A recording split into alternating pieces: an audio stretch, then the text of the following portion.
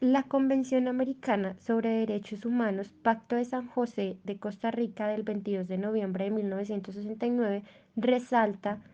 que la garantía de los derechos de los seres humanos se basa en el establecimiento de condiciones básicas necesarias para su sustentación, como la alimentación, salud, libertad de organización, de participación política, entre otras, reconociendo que los derechos esenciales del hombre no nacen del hecho de ser nacional de determinado Estado, sino que tienen como fundamento los atributos de la persona humana, razón por la cual justifican una protección internacional. Esto solo puede realizarse el ideal del ser humano libre,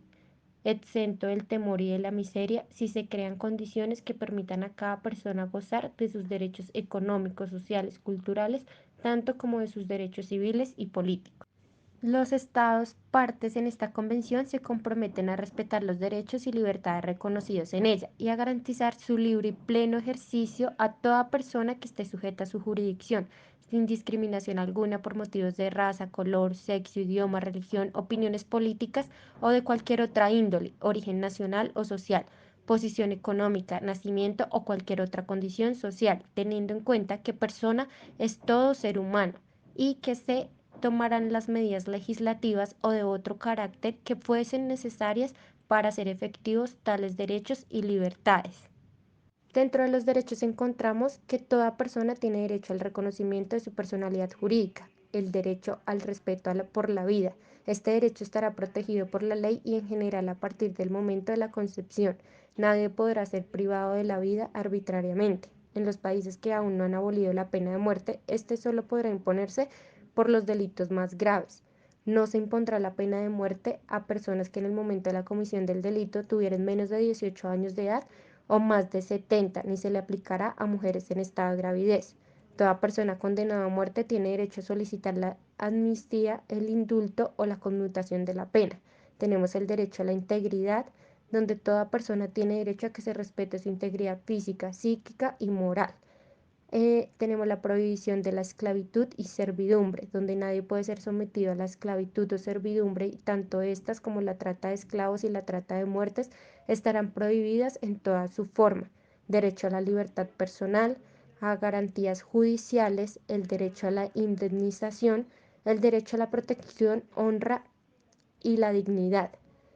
la libertad de conciencia y de religión. Este derecho implica la libertad de conservar su religión o sus creencias, o de cambiar de religión o de creencias, así como la libertad de profesar y divulgar su religión o sus creencias individual o colectivamente, tanto en público como en privado. La libertad de pensamiento y de expresión, el derecho a la rectificación, el derecho de reunión, el derecho a la libertad de asociación, el derecho a la protección de la familia, teniendo en cuenta que la familia es el elemento natural y fundamental de la sociedad y debe ser protegida por la sociedad y el Estado, el derecho del nombre, el derecho de los niños, el derecho a la nacionalidad, el derecho a la propiedad privada, el derecho a la circulación y de residencia. También encontramos los derechos políticos donde todos los ciudadanos deben gozar con igualdad de oportunidades para participar en la dirección de los asuntos públicos directamente o por medio de representantes libremente elegidos, de votar, de tener acceso en condiciones generales de igualdad a las funciones públicas de su país. Tenemos el derecho de igualdad ante toda la ley, donde todas las personas son iguales. En consecuencia, tienen derecho, sin discriminación, a igual protección de la ley, a la protección judicial, al desarrollo progresivo, donde los estados partes se comprometen tanto a nivel interno como mediante la cooperación internacional, especialmente económica y técnica, para lograr progresivamente la plena efectividad de los derechos que se derivan de las normas económicas, sociales y sobre la educación, ciencia y cultura contenidas en la Carta de la Organización de los Estados Americanos. Deberes. Dentro de estos derechos y esta convención encontramos también deberes de las personas. Entre ellos existe una correlación donde todas las personas tienen deberes para la familia, para con la comunidad y la humanidad. Los derechos de cada persona están limitados por los derechos de los demás, por la seguridad de todos y por las justas exigencias del bien común en una sociedad democrática. Encontramos los órganos competentes, quienes son los cargados de conceder los asuntos relacionados con el cumplimiento de los compromisos contraídos por los Estados partes en esta convención, donde la Comisión también tiene una función principal de promover la observancia y la defensa de los derechos humanos. La Convención sobre la Eliminación de todas las formas de la discriminación contra la mujer inicia considerando que la Carta de las Naciones Unidas reafirma la fe en los derechos humanos fundamentales, en la dignidad y el valor de la persona humana y la igualdad de los derechos entre hombres y mujeres. A su vez, la Declaración Universal de Derechos Humanos reafirma el principio de la no discriminación y proclama que todos los seres humanos nacen libres e iguales en dignidad y derechos y que toda persona puede invocar todos los derechos y libertades proclamados en esa declaración, sin distinción alguna y si por ende sin distinción de sexo. Sin embargo, al comprobar que a pesar de estos diversos instrumentos las mujeres siguen siendo objeto de importantes discriminaciones, recuerdan que la discriminación contra la mujer viola los principios de igualdad de derechos y de respeto de la dignidad humana, que dificulta la participación de la mujer en las mismas condiciones que el hombre en la vida política, social, económica y cultural en su país. En medio de esta, reconocen que para lograr la plena igualdad entre el hombre y la mujer es necesario modificar el papel tradicional tanto del hombre como la mujer en la sociedad y en la familia, por lo que consideran adoptar ciertas medidas para eliminar todas las formas de esta discriminación, las cuales son: